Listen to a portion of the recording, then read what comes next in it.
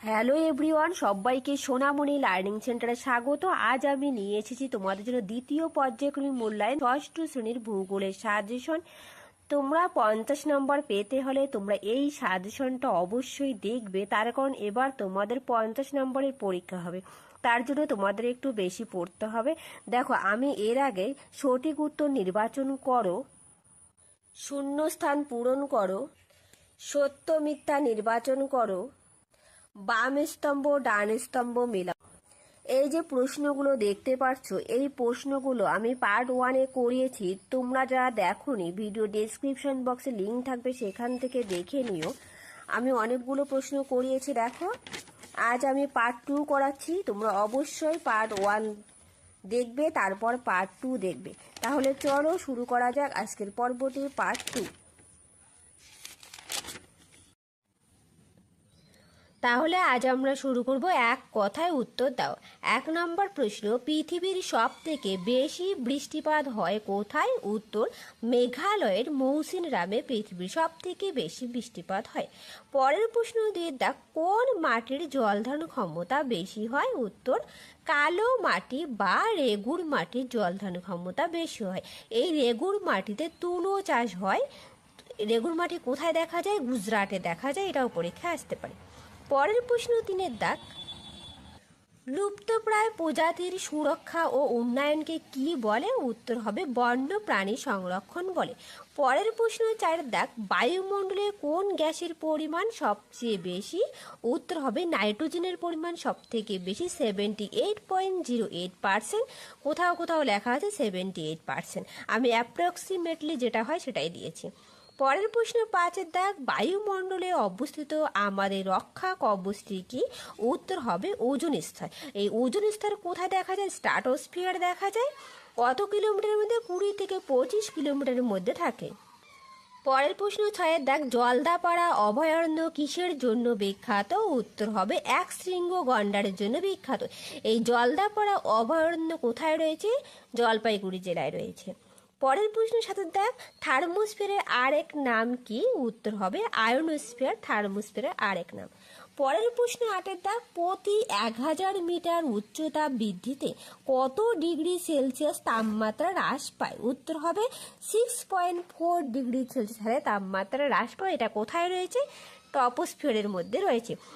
অর্থাৎ উচ্চতা বৃদ্ধির সঙ্গে সঙ্গে উষ্ণতা কমে যায়। পরের প্রশ্ন 9-এর দাগ, কোন স্থানকে পৃথিবীর শীতলতম স্থান বলা হয়? উত্তর হবে ভস্ত্র। ভস্ত্রকের উষ্ণতা কত? -89.2 ডিগ্রি সেলসিয়াস। এখানে কোনো লোক বসতি স্থাপন করে না, অর্থাৎ বসতিহীন স্থান। পরের প্রশ্ন 10-এর দাগ, আল্পস পর্বতমালা কোন মহাদেশে অবস্থিত? উত্তর হবে ইউরোপ মহাদেশে অবস্থিত। পরের প্রশ্ন 11-এর দাগ, রেড পান্ডা, ভাল্লুক, চিতা কোথায় দেখা যায়? উত্তর, হিমালয়ের পার্বত্য অঞ্চলে দেখা যায়। পরের প্রশ্ন 12-এর দাগ, দিল্লিতে কেমন জলবায়ু দেখা যায়? উত্তর হবে আর্দ্র উপক্রান্তীয় জলবায়ু দেখা যায় দিল্লিতে। পরের প্রশ্ন 13-এর দাগ, মহাদেশ সঞ্চরণ তত্ত্বের উদ্ভাবক কে? উত্তর হবে অ্যালফ্রেড ওয়েগনার মহাদেশ সঞ্চরণ তত্ত্বের উদ্ভাবক। পরের প্রশ্ন 14-এর দাগ, পৃথিবীর কোন গোলার্ধে জলভাগের পরিমাণ বেশি? উত্তর হবে দক্ষিণ গোলার্ধে জলভাগের পরিমাণ বেশি। পরের প্রশ্ন 15-এর দাগ, আন্টার্কটিকার সর্বোচ্চ শৃঙ্গের নাম কি? উত্তর হবে ভিনসন ম্যাসিভ আন্টার্কটিকার সর্বোচ্চ শৃঙ্গের নাম। পরের প্রশ্ন 16-এর দাগ, ইউরেশিয়া কাকে বলে? উত্তর, ইউরোপ ও এশিয়া মহাদেশকে একত্রে ইউরেশিয়া বলে। কি বললাম? ইউরোপ ও এশিয়া মহাদেশকে একত্রে ইউরেশিয়া বলে। পরের প্রশ্ন 17-এর দাগ, কত বছর আগে জলেই পৃথিবীতে প্রথম প্রাণের আবির্ভাব হয়েছিল? উত্তর, 350 কোটি বছর আগে। পরের প্রশ্ন 18-এর দাগ, দক্ষিণ আমেরিকার শীতলতম ও শুষ্কতম মরুভূমির নাম কি?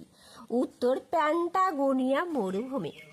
পরের প্রশ্ন 19-এর দাগ, কবে ধরিত্রী দিবস পালন করা হয়? উত্তর হবে 22শে এপ্রিল ধরিত্রী দিবস পালন করা হয়। পরের প্রশ্ন দেখো 20-এর দাগ, অ্যালবেডো কাকে বলে? ভেরি ভেরি ইম্পর্টেন্ট প্রশ্ন, পরীক্ষায় এগুলো থাকবে।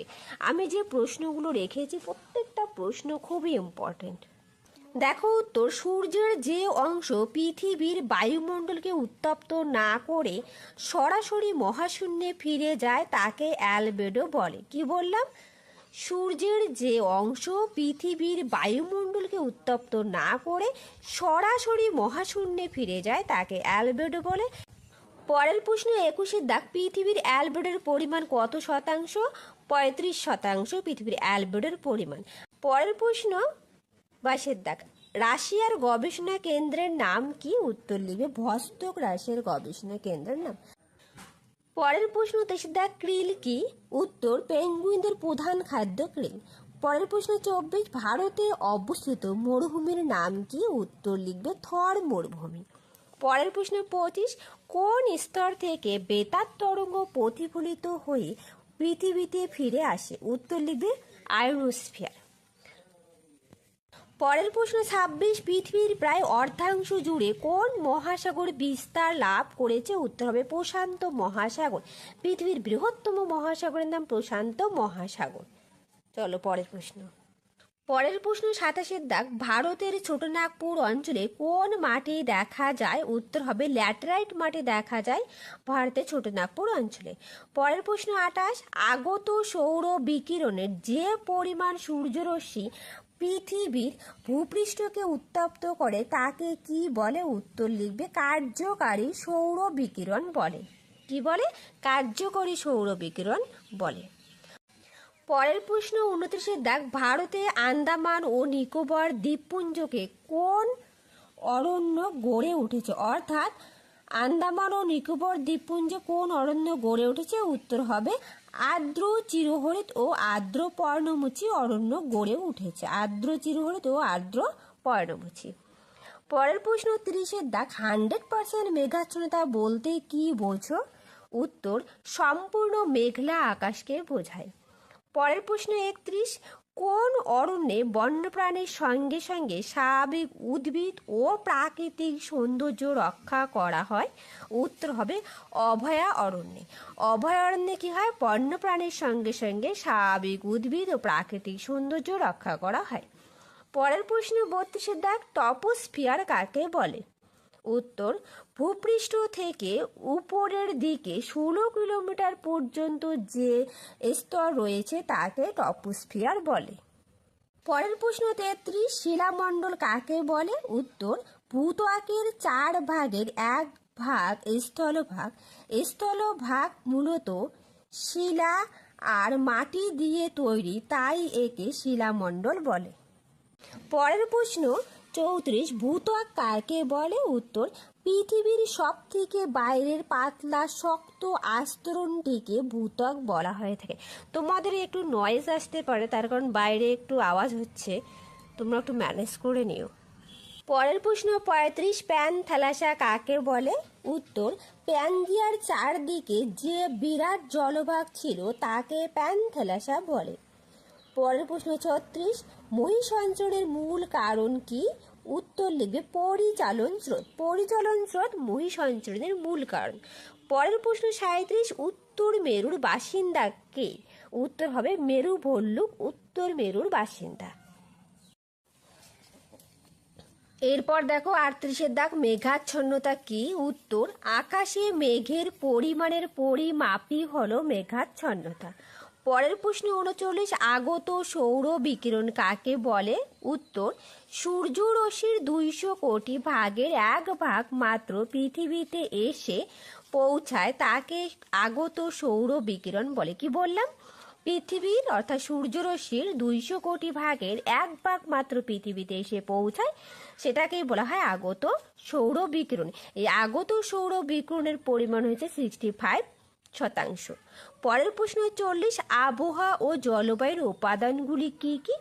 উত্তর, বায়ুর উষ্ণতা, বায়ুর আর্দ্রতা, বায়ুর চাপ, মেঘাচ্ছন্নতা, অধঃক্ষেপণ হলো আবহাওয়া ও জলবায়ুর উপাদান। পরের প্রশ্ন 41, বন্যপ্রাণী সপ্তাহ কবে পালিত হয়? উত্তর, প্রতি বছর অক্টোবর মাসের প্রথম সপ্তাহে পালিত হয়। পরের প্রশ্ন 42, কোন পাতায় চামড়ার রোগ সারে? উত্তর, কালো মেঘ পাতায় চামড়ার রোগ সারে। পরের প্রশ্ন 43, বায়ুমণ্ডল কাকে বলে? উত্তর, পৃথিবীর গায়ে চাদরের মতো লেগে থাকা স্তরই হলো বায়ুমণ্ডল। কি বললাম? পৃথিবীর গায়ে চাদরের মতো লেগে থাকা স্তরই হলো বায়ুমণ্ডল। পরের প্রশ্ন 44-এর দাগ, বায়ুমণ্ডল ভূপৃষ্ঠ থেকে কত কিমি উচ্চতা পর্যন্ত বিস্তৃত? উত্তর, 10,000 কিলোমিটার পর্যন্ত বিস্তৃত। এখানে দেখো স্টার মার্ক দিয়ে লেখা আছে বায়ুমণ্ডলের 97% ভাগ বায়ু বা বাতাস রয়েছে 27 কিমির মধ্যে। পরীক্ষায় আসতে পারে 27 কিমির মধ্যে কত পার্সেন্ট বায়ুমণ্ডলের বায়ু বা বাতাস রয়েছে? উত্তর লিখবে 97%। পরের প্রশ্ন 45, বায়ুমণ্ডলে অক্সিজেনের পরিমাণ কত? উত্তর, 21% বায়ুমণ্ডলে অক্সিজেনের পরিমাণ। পরের প্রশ্ন 46, কোন স্তরে মেঘ, ধুলোর কণা, জলকণা, মেঘ নেই বলছে? উত্তর হবে স্ট্র্যাটোস্ফিয়ার। যদি আসে বলতো তাহলে হতো টপোস্ফিয়ার। পরের প্রশ্ন 47-এর দাগ, কোন স্তরে উল্কাপিণ্ড পুড়ে ছাই হয়ে যায়? উত্তর হবে মেসোস্ফিয়ারে। মেসোস্ফিয়ারে উল্কাপিণ্ড পড়ে ছাই হয়ে যায়। পরের প্রশ্ন 48, মহাদেশগুলো বছরে কত সেমি করে সরে যাচ্ছে? উত্তর হবে 2 থেকে 20 সেমি করে। পরের প্রশ্ন 49, প্যানজিয়া কি? উত্তর, 50 কোটি বছর আগে পৃথিবীর মানচিত্র এখনকার মতো ছিল না। একটাই বিরাট অখণ্ড স্থলভাগ বা মহাদেশ ছিল যার নাম প্যানজিয়া। ভেরি ভেরি ইম্পর্টেন্ট প্রশ্ন। পরের প্রশ্ন 50-এর দাগ, পৃথিবীর তৃতীয় বৃহত্তম মহাসাগরের নাম কি? উত্তর, ভারত মহাসাগর পৃথিবীর তৃতীয় বৃহত্তম মহাসাগর। তাহলে প্রথম কি? প্রথম প্রশান্ত মহাসাগর, দ্বিতীয় আটলান্টিক মহাসাগর। পরের প্রশ্ন 51, অস্ট্রেলিয়া কোন মহাদেশের অন্তর্গত? উত্তর হবে ওশেনিয়া মহাদেশের অন্তর্গত। পরের প্রশ্ন 52, এশিয়ার প্রধান পর্বতশ্রেণীর নাম কি? উত্তর হবে হিমালয় পর্বতশ্রেণী।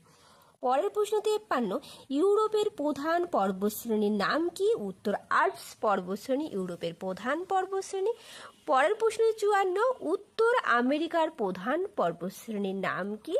উত্তর, রকি পর্বতশ্রেণী উত্তর আমেরিকার প্রধান পর্বতশ্রেণী।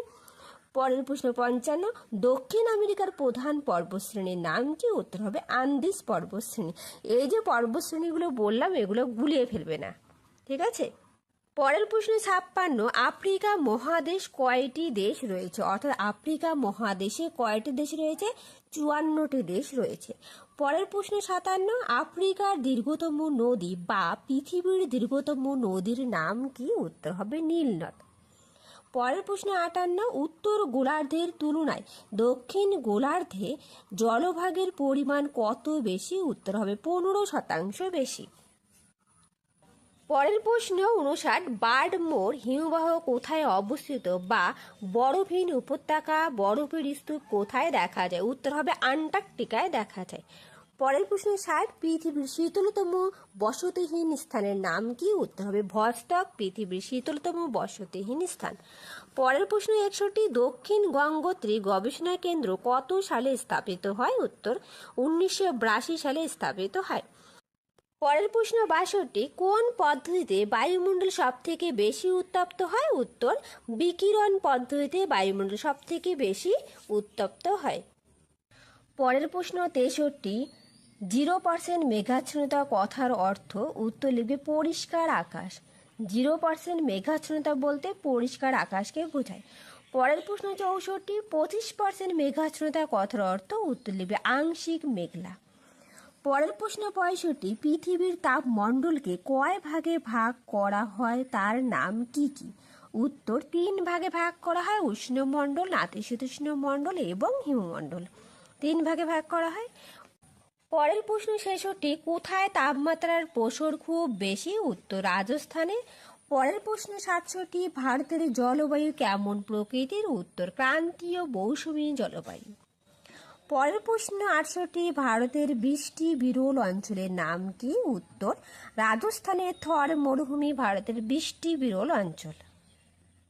পরের প্রশ্ন 69, মৌসুমী বায়ুর আগমন কাল কোন সময়ে হয়? উত্তর হবে বর্ষাকালে হয় মৌসুমী বায়ুর আগমন কাল। পরের প্রশ্ন 70, মেঘালয়ের মৌসিনরামে গড় বার্ষিক বৃষ্টিপাতের পরিমাণ কত? উত্তর, গড় বার্ষিক বৃষ্টিপাত 11,872 মিলিমিটার। পরের প্রশ্ন 71, মৌসুমী বায়ুর প্রত্যাবর্তন কাল বলতে কোন সময়কে বোঝানো হয়? উত্তর লিখবে শরৎকাল। পরের প্রশ্ন 72, পলি মাটি কোথায় কোথায় দেখা যায়? উত্তর উত্তরপ্রদেশ, বিহার, পশ্চিমবঙ্গ, পাঞ্জাব এবং হরিয়ানাতে দেখা যায়। পরের প্রশ্ন 73, কোন মাটির জল ধারণ ক্ষমতা কম? উত্তর মরু অঞ্চলের মাটির জল ধারণ ক্ষমতা কম, বিশেষ করে রাজস্থানে এটার বেশি লক্ষ্য করা যায়। পরের প্রশ্ন 74, পার্বত্য অঞ্চলের মাটিতে কি চাষ করা হয়? উত্তর চা, কফি চাষ করা হয়। পরের প্রশ্ন 75, লিভার ও পেটের অসুখ সারিয়ে তোলে চিরতা গাছ বা চিরতা গাছের ছাল লিভার ও পেটের অসুখ সারিয়ে তোলে। আর দেখো 2 নম্বরের প্রশ্ন অর্থাৎ 2 মার্কসের প্রশ্ন। 1 নম্বর, মেরু জ্যোতি কাকে বলে? এখানে যে প্রশ্নগুলো রেখেছি প্রত্যেকটা প্রশ্ন খুবই ইম্পর্টেন্ট। দেখো উত্তর ও দক্ষিণ মেরুতে একটানা 6 মাস রাত থাকার সময় মাঝে মাঝে আকাশ জুড়ে সবুজ, নীল, লাল, রামধনুর রঙের মতো আলোর জ্যোতি দেখা যায়, তাকে মেরু জ্যোতি বলে। পরের প্রশ্ন 2, সমষ্ণু রেখা কাকে বলে? ভেরি ভেরি ইম্পর্টেন্ট প্রশ্ন। উত্তর পৃথিবীর মানচিত্রে সমান গড় উষ্ণতা যুক্ত স্থানগুলোকে যে রেখা দ্বারা যুক্ত করা হয় তাকে সমষ্ণু রেখা বলে। খুব ইম্পর্টেন্ট প্রশ্ন। পরের প্রশ্ন 3 লু কি? উত্তর গরমকালে উত্তরপ্রদেশ, বিহার ও উত্তর ভারতের কিছু অংশে দিনের বেলায় অত্যাধিক শুষ্ক ও উষ্ণ বায়ু লু প্রবাহিত হয়। এর ফলে উষ্ণতা প্রায় 50 ডিগ্রি সেলসিয়াস ছাড়িয়ে যায়। পরের প্রশ্ন 4 আধি কাকে বলে? দেখো উত্তর ভারতের পাঞ্জাব ও রাজস্থানে গ্রীষ্মকালে বিকেল বেলা ধুলো বালিপূর্ণ উষ্ণ ও শুষ্ক প্রকৃতির ক্ষণস্থায়ী ধূলি ঝড় পূর্ণ স্থানীয় বায়ু প্রবাহকে আধি বলে। ভেরি ভেরি ইম্পর্টেন্ট প্রশ্ন। এরপর দেখো 5 ঘনীভবন কাকে বলে? দেখো উত্তর জলীয় বাষ্পযুক্ত বাতাস হালকা বলে উপরের দিকে উঠে যায়।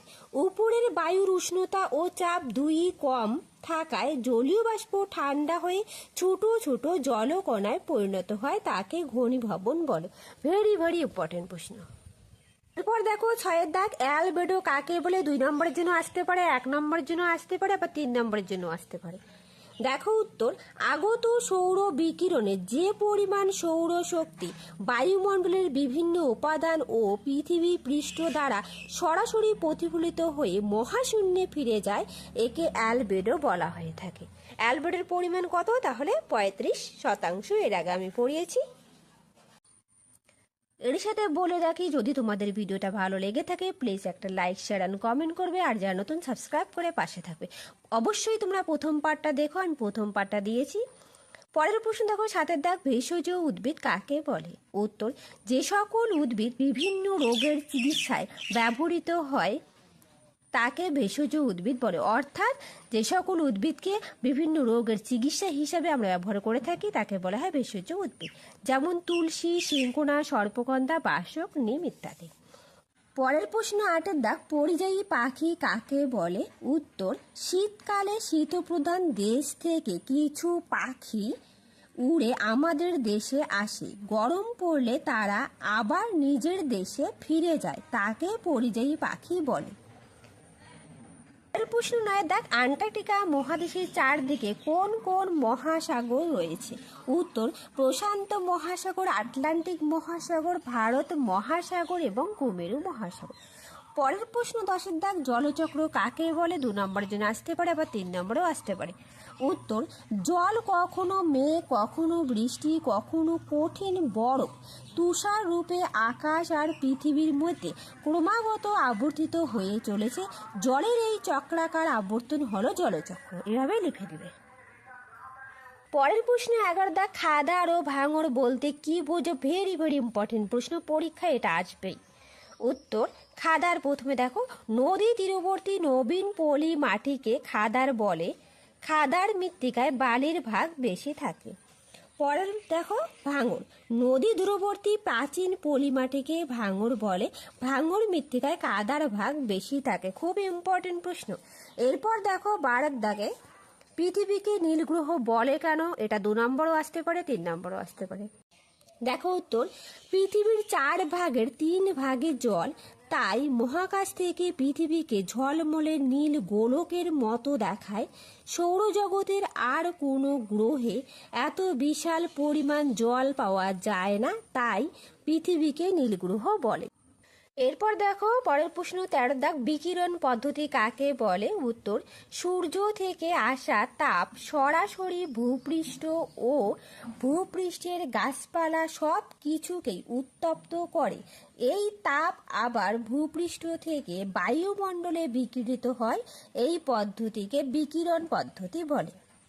পরের প্রশ্ন 14 দাগ, উষ্ণতার প্রসর কাকে বলে? উত্তর, কোনো স্থানের দিনের সর্বোচ্চ ও সর্বনিম্ন উষ্ণতার পার্থক্যকে উষ্ণতার প্রসর বলে। আবার কোনো স্থানের শীতলতম ও উষ্ণতম মাসের তাপমাত্রার পার্থক্য হলো গড় বার্ষিক উষ্ণতার প্রসর। আসতে পারে দৈনিক উষ্ণতার প্রসর বা বার্ষিক উষ্ণতার প্রসর বা উষ্ণতার প্রসর। পরের প্রশ্ন দেখো 15 দাগ, জলবায়ু কাকে বলে? উত্তর, কোনো অঞ্চলের প্রায় 30 থেকে 35 বছরের আবহাওয়ার গড় অবস্থা হলো জলবায়ু। কোনো অঞ্চলের জলবায়ু বছরের পর বছর একই রকম থাকে।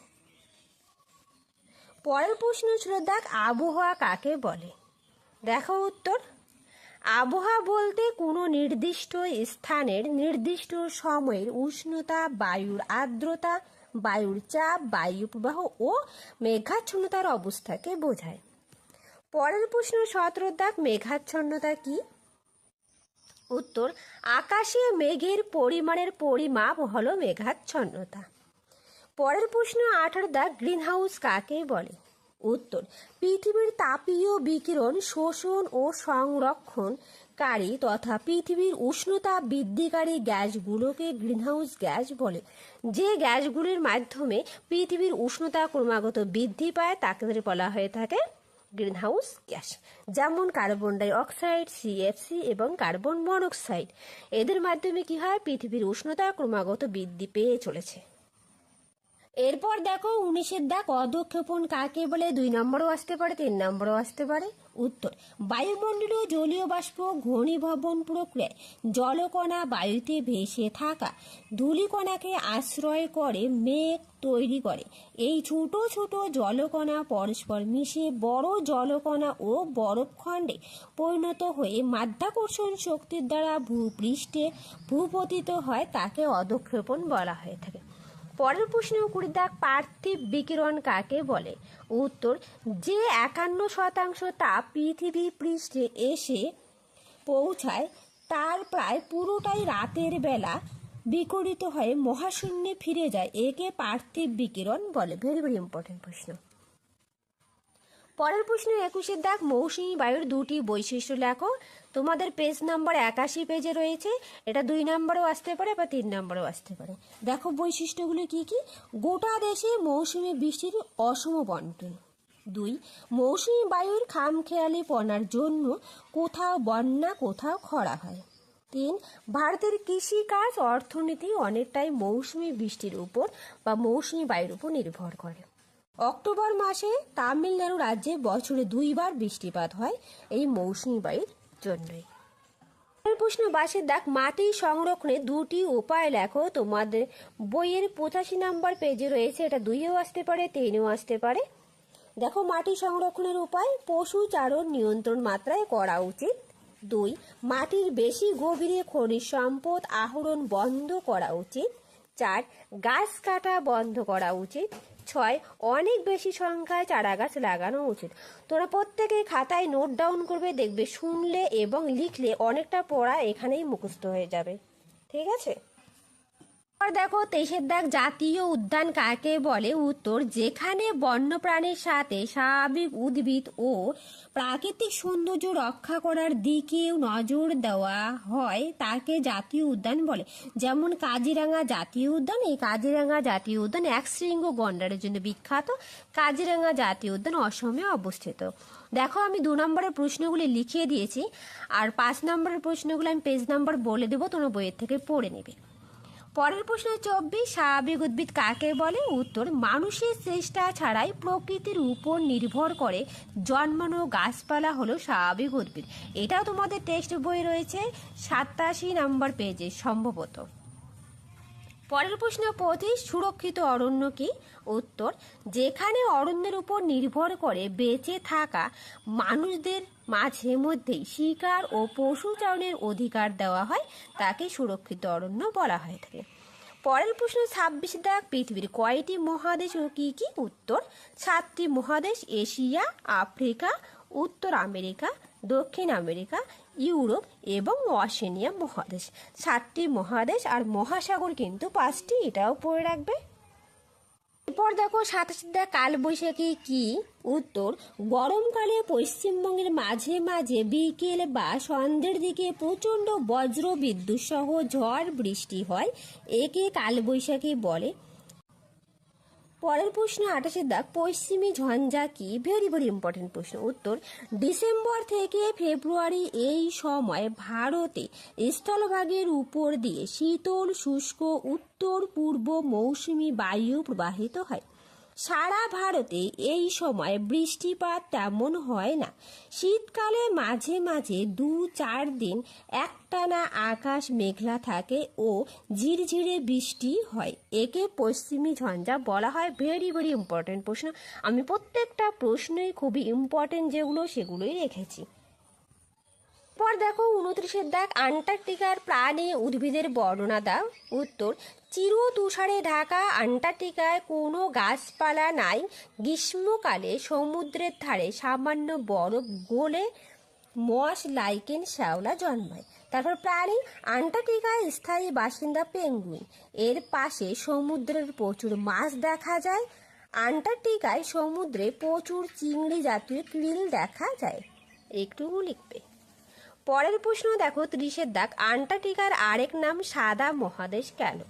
উত্তর, সারা বছরই 1 থেকে 2 কিমি পুরো স্থায়ী বরফে ঢাকা থাকে, তাই এর আরেক নাম সাদা মহাদেশ। পরীক্ষায় আসতে পারে। পরের প্রশ্ন 31, আন্টার্কটিকা 2টি প্রাণী ও 2টি উদ্ভিদের নাম লেখো। উত্তর, প্রাণী পেঙ্গুইন, সামুদ্রিক মাছ তিমি সিল, এবং উদ্ভিদ কি? মস লাইকেন শ্যাওলা, একটু আগে বললাম। পরের প্রশ্ন 32, সমষ্ণ রেখার বৈশিষ্ট্য লেখো।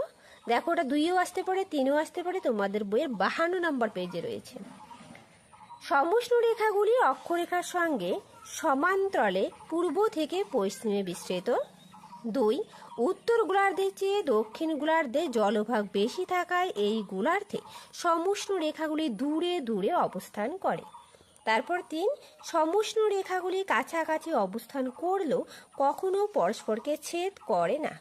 তারপর 4, দুটো জায়গার মধ্যে উষ্ণতার পার্থক্য বেশি হলে সমষ্ণ রেখাগুলি কাছাকাছি এবং পার্থক্য কম হলে দূরে দূরে অবস্থান করে। যেহেতু 2ও আসতে পারে, 3ও আসতে পারে, সেই হিসাবে আমি একটু 4টা পয়েন্ট দিয়ে রেখেছি।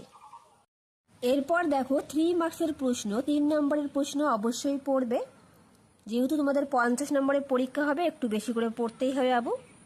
1 নম্বর প্রশ্ন, অরণ্য সংরক্ষণ বলতে কি বোঝো?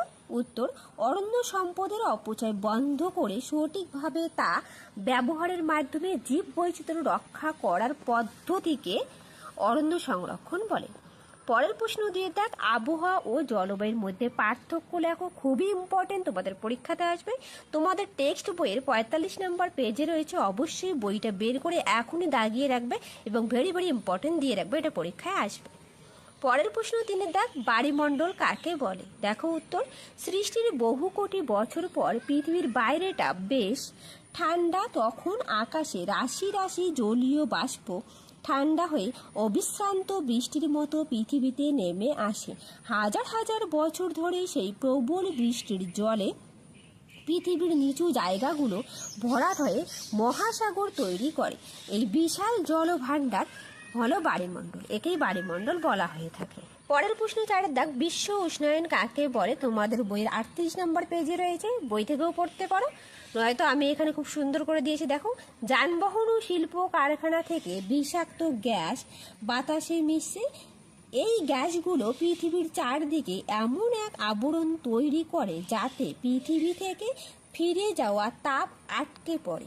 দিনের পর দিন এই তাপ পৃথিবীর উষ্ণতাকে বাড়িয়ে দেয়। একে বিশ্ব উষ্ণায়ন বলে। ভেরি ভেরি ইম্পর্টেন্ট প্রশ্ন। অথবা এক কথায় তোমরা বলতে পারো, অস্বাভাবিকভাবে পৃথিবীর গড় উষ্ণতা বৃদ্ধির ঘটনাকে বিশ্ব উষ্ণায়ন বলে। যদি 1 নম্বরে আসে তাহলে এইভাবে লিখবে যে অস্বাভাবিকভাবে পৃথিবীর গড় উষ্ণতা বৃদ্ধির ঘটনাকে বিশ্ব উষ্ণায়ন বলে। পরের প্রশ্ন 5-এর দাগ, বিশ্ব উষ্ণায়নের প্রভাব আলোচনা করো। এটাও পরীক্ষায় আসবে, তোমাদের বইয়ের 38 নম্বর পেজে রয়েছে। আমি পয়েন্ট করে করে দেখিয়েছি। দেখো, বিশ্ব উষ্ণায়নের প্রভাব। মেরু অঞ্চলের বরফের গলন ও পার্বত্য হিমবাহ গলে যাচ্ছে বিশ্ব উষ্ণায়নের ফলে। 2, বরফ গলনের ফলে সমুদ্রতলের উচ্চতা বৃদ্ধি পায়। 3, বিশ্ব উষ্ণায়নের ফলে তীব্র খরা, বন্যা, বিধ্বংসী ঝড় হয়। 4, মরুভূমির প্রসার, তাপপ্রবাহ, শস্যহানি, দুর্ভিক্ষ ঘটে বিশ্ব উষ্ণায়নের ফলে। তোমরা পয়েন্ট দিয়ে দিয়ে লিখবে, তাহলে নাম্বারটা ভালো আসবে। এরপর দেখো 6-এর দাগ, বায়ুমণ্ডল কাকে বলে? বায়ুমণ্ডল না থাকলে কি হতো ব্যাখ্যা করো। খুব ইম্পর্টেন্ট প্রশ্ন, তোমাদের বইয়ের 32 নম্বর পেজে রয়েছে। বায়ুমণ্ডল ভূপৃষ্ঠ থেকে ক্রমশ উপরের দিকে যে গ্যাসীয় আবরণ পৃথিবীকে বেষ্টন করে আছে তাকে বায়ুমণ্ডল বলে। এবার দেখো, বায়ুমণ্ডল না থাকলে কি হতো। উত্তর 1 নম্বর, দিনের বেলা সূর্যের তাপে পৃথিবী উত্তপ্ত হয়। রাতের বেলা ওই তাপ ধীরে ধীরে বেরিয়ে যায়। বায়ুমণ্ডল না থাকলে সূর্যাস্তের পর হঠাৎ ভীষণ ঠান্ডা আর সূর্যোদয়ের পর হঠাৎ প্রবল গরম হয়ে যেত। 2, বায়ুমণ্ডলের জন্যই পৃথিবীতে জীবন ধারণের অনুকূল তাপমাত্রা বজায় থাকে। 3, বায়ুমণ্ডল না থাকলে পৃথিবীতে উদ্ভিদ ও প্রাণী কিছুই সৃষ্টি হতো না। পরের প্রশ্ন 7-এর দাগ, ল্যাটেরাইট মাটি সম্পর্কে যা জানো লেখো। উত্তর, খুব উষ্ণতা ও বৃষ্টিপাত যুক্ত অঞ্চলে যে পর্যায়ক্রমে শুষ্ক আর্দ্র ঋতু দেখা যায় সেখানে এই মাটি সৃষ্টি হয়। লৌহ অক্সাইড বেশি থাকার জন্য এই মাটির রং লাল হয়। এই মাটি অনুর্বর। চীনাবাদাম, জোয়ার, বাজরা, রাগি চাষ হয় এই মাটিতে।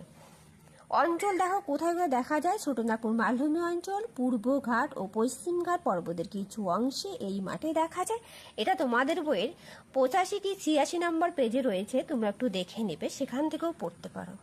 পরের প্রশ্ন 8-এর দাগ, উদাহরণসহ ভারতের নাতিশীতোষ্ণ অরণ্য ও লবণাম্বু অরণ্যের উদ্ভিদের বৈশিষ্ট্য লেখো। তোমাদের বইয়ে 89 নম্বর পেজে রয়েছে, সেখান থেকেও পড়তে পারো। দেখো, নাতিশীতোষ্ণ অরণ্য। নাতিশীতোষ্ণ অরণ্যের উদ্ভিদগুলো ছুচালো হওয়ায় বরফ জমে থাকতে পারে না। গাছগুলো দেখতে মোচার মতো হয়, যেমন পাইন, ফার, বার্চ, সিডার ইত্যাদি। এরপর দেখো, লবণাম্ব উদ্ভিদ। উপকূল অঞ্চলে জোয়ারের জল মাটিকে লবণাক্ত করে। উদ্ভিদগুলোর শ্বাসমূল, ঠেসমূল দেখা যায়। উদাহরণ সুন্দরী, গড়ান, হেতাল ইত্যাদি। অঞ্চল পশ্চিমবঙ্গের সুন্দরবন, উড়িষ্যার চিল্কা উপহ্রদের মধ্যে কি দেখা যায়? লবণাম্ব উদ্ভিদ দেখা যায়। পরের প্রশ্ন দেখো, টিকা লেখো স্ট্র্যাটোস্ফিয়ার। ভেরি ভেরি ইম্পর্টেন্ট প্রশ্ন, তোমাদের বইয়ের 31 নম্বর পেজে রয়েছে, তোমরা সেখান থেকেও পড়তে পারো। আমি এখানে পয়েন্ট করে করে সুন্দর করে লিখিয়েছি, তোমরা সেটাও লিখে নিতে পারো। দেখো উত্তর, বিস্তার প্রথমে ভূপৃষ্ঠ থেকে 50 কিলোমিটার পর্যন্ত বিস্তার। তারপর উষ্ণতা, এই স্তরে উচ্চতা বৃদ্ধির সঙ্গে সঙ্গে বায়ুর উষ্ণতা বৃদ্ধি পায়। শান্তমণ্ডল, এই স্তরে কোনো ধূলিকণা, জলীয় বাষ্প, মেঘ, বৃষ্টি কিছুই হয় না, তাই একে শান্তমণ্ডল বলে। জেট বিমান, এই স্তরে জেট বিমান চলাচল করে। ওজোন স্তর, এই স্তরে 25 থেকে 30 কিলোমিটার পর্যন্ত ওজোন গ্যাসের স্তর দেখা যায়। পরের প্রশ্ন 10-এর দাগ, মৃত্তিকা ক্ষয়ের 2টি কারণ লেখো। মৃত্তিকা ক্ষয়ের কারণগুলি হলো: 1, অতিরিক্ত বৃষ্টিপাতের ফলে মৃত্তিকা ক্ষয় হয়। 2, অতিরিক্ত পশুচারণের জন্য মৃত্তিকা ক্ষয় হয়। তারপর 3, এটা 3 হবে, হ্যাঁ। খনিজ সম্পদ উত্তোলনের সময় বা বিদ্যুৎ প্রকল্প গড়ে তোলার সময় প্রচুর মাটি ক্ষয় হয়। পরের প্রশ্ন দেখো 11 দাগ, মাটির ব্যবহার লেখো। এটা 2 নম্বরও আসতে পারে, 3 নম্বরও আসতে পারে। দেখো উত্তর, জীবকুলের আবাসস্থল হিসেবে মাটির ব্যবহার হয়। 2, বৃক্ষ ও বনভূমি সৃষ্টির জন্য মাটির ব্যবহার হয়। 3, পরিবেশের আর্দ্রতা রক্ষা করার জন্য মাটির ব্যবহার হয়। 4, কৃষিকাজ ও পশুচারণের জন্য মাটির ব্যবহার হয়। 5 কুটির শিল্প প্রতিমা নির্মাণের জন্য মাটির ব্যবহার হয়। এটাও তোমাদের দেখবে কি 85 কি 87 পেজের মধ্যে রয়েছে, ঠিক আছে, সেখান থেকেও পড়তে পারো। এরপর দেখো 12 দাগের প্রশ্ন, বায়ুমণ্ডলের প্রয়োজনীয়তাগুলি কি কি? উত্তর, জীবের জন্ম, বৃদ্ধি, বিকাশ ও প্রাণ ধারণের জন্য আলো, তাপ, বায়ু, বৃষ্টিপাতের একমাত্র উৎস হলো বায়ুমণ্ডল। 2, জীবের প্রাণ ধারণের জন্য অপরিহার্য অক্সিজেন, কার্বন ডাই অক্সাইড সরবরাহ করে বায়ুমণ্ডল। 3, বায়ুমণ্ডলের ওজোন স্তর সূর্য থেকে আগত ক্ষতিকারক অতিবেগুনি রশ্মি শোষণ করে জীবমণ্ডলকে রক্ষা করে। এগুলো হচ্ছে বায়ুমণ্ডলের প্রয়োজনীয়তা। দেখো 3 নম্বরের প্রশ্ন আমি 12টা দিয়েছি, এবং যেগুলো 2 নম্বরে দিয়েছি ওগুলোও কিন্তু 3 নম্বরের জন্য আসতে পারে। এরপর দেখো 5 নম্বরের প্রশ্ন। 5 নম্বরে যে প্রশ্নগুলো দিয়েছি প্রত্যেকটা প্রশ্ন খুব ইম্পর্টেন্ট। 1 নম্বর প্রশ্ন, পৃথিবীর তাপমণ্ডলকে কয়টি ভাগে ভাগ করা হয় ও কি কি? প্রত্যেক তাপমণ্ডল সম্পর্কে আলোচনা করো। তোমাদের বইয়ের পেজ 52 নম্বর পৃষ্ঠার মধ্যে রয়েছে, তোমরা সেখানে দেখবে খুব সুন্দর করে দেওয়া আছে, পিকচার সহ দেওয়া আছে, তোমরা পিকচারটা বাড়িতে প্র্যাকটিস করবে। পরের প্রশ্ন 2, আন্টার্কটিকার ভবিষ্যৎ সম্পর্কে লেখো। তোমাদের বইয়ের 42 নম্বর পৃষ্ঠায় রয়েছে। পরের প্রশ্ন 3, আন্টার্কটিকার জীবজগৎ সম্পর্কে লেখো। তোমাদের বইয়ের 41 নম্বর পেজে রয়েছে। পরের প্রশ্ন 4 দাগ, বায়ুমণ্ডলের স্তর বিন্যাস করে সেগুলি আলোচনা করো, বা পৃথিবীর বায়ুমণ্ডলের স্তরগুলির সংক্ষিপ্ত পরিচয় দাও। খুব ইম্পর্টেন্ট, তোমাদের বইয়ের 31 নম্বর পেজে রয়েছে। পরের প্রশ্ন 5 দাগ, গাছ আমাদের কি কি উপকার করে? তোমাদের বই 90 নম্বর পেজে রয়েছে, সেখান থেকে পড়ে নেবে। পরের প্রশ্ন 6, মাটির সংরক্ষণ করতে গেলে কি কি করতে হবে? তোমাদের বইয়ের 86 নম্বর পেজে খুব সুন্দর করে দেওয়া আছে। পরের প্রশ্ন 7, অরণ্য আমাদের বন্ধু ব্যাখ্যা করো। 90 নম্বর পৃষ্ঠায় রয়েছে। পরের প্রশ্ন 8, ভারতের স্বাভাবিক উদ্ভিদকে কয় ভাগে ভাগ করা হয় ও কি কি? যে কোনো একটি ভাগ সম্পর্কে আলোচনা করো। তোমাদের বই 87 নম্বর পৃষ্ঠায় রয়েছে। পরের প্রশ্ন 9, ভারতের জলবায়ুতে মৌসুমী বায়ুর প্রভাব আলোচনা করো। ভেরি ভেরি ইম্পর্টেন্ট, তোমাদের বই 82 নম্বর পেজে রয়েছে। পরের প্রশ্ন 10, বিশ্ব উষ্ণায়ন কাকে বলে? বিশ্ব উষ্ণায়নের প্রভাব বা ফলাফল লেখো। 38 নম্বর পেজে রয়েছে, সেখান থেকে পড়ে নেবে। এমনকি আমি লিখিয়েছি 3 নম্বরে, সেখান থেকেও তোমরা পড়ে নিতে পারো। পরের প্রশ্ন 11, বায়ু উচ্চচাপ ও নিম্নচাপ কাকে বলে? উচ্চতাপ বৃদ্ধির সঙ্গে সঙ্গে উষ্ণতা হ্রাস পায় কেন? তোমাদের বইয়ের 51 নম্বর পৃষ্ঠাতে রয়েছে। পরের প্রশ্ন 12 দাগ, মহাদেশ সঞ্চরণ তত্ত্ব কি? পরিচলন বৃষ্টিপাত বলতে কি বুঝো? তোমাদের বইয়ে 34 নম্বর পৃষ্ঠায় রয়েছে, সেখান থেকে পড়ে নেবে। পরের প্রশ্ন 13 দাগ, পৃথিবীর 2 গোলার্ধে জলভাগ স্থলভাগ বন্টনের সংক্ষিপ্ত পরিচয় দাও। 37 নম্বর পেজে রয়েছে। পরের প্রশ্ন 14, ভারতের জলবায়ুতে ঋতুগুলো মাস অনুসারে সাজাও। ভারতের বর্ষাকাল সম্পর্কে লেখো। তোমাদের বই 80 থেকে 81 নম্বর পেজে রয়েছে। এই প্রশ্নের উত্তরগুলো আমি লিখে দেইনি, তার কারণ ভিডিওটা অনেক বড় হয়ে যাচ্ছে, এই জন্য তোমরা বই থেকে পড়ে নেবে। পরের প্রশ্ন 15, বায়ুমণ্ডলের উত্তপ্ত হওয়ার পদ্ধতিগুলো আলোচনা করো। 46 নম্বর পেজে রয়েছে, খুব ইম্পর্টেন্ট, পরিচালন পদ্ধতি, বিকিরণ পদ্ধতি এবং পরিবহন পদ্ধতি, এই পদ্ধতিগুলো। পার্থক্য লেখো। আবহাওয়া ও জলবায়ুর মধ্যে পার্থক্য, পরিচালন বৃষ্টিপাত ও শৈলক্ষেপ বৃষ্টিপাতের মধ্যে পার্থক্য। এই বৃষ্টিপাতের পার্থক্যটা আমি দেখিয়ে দিচ্ছি, তোমাদের বইয়ে নেই, তোমরা একটু পারলে স্ক্রিনশট করে নাও।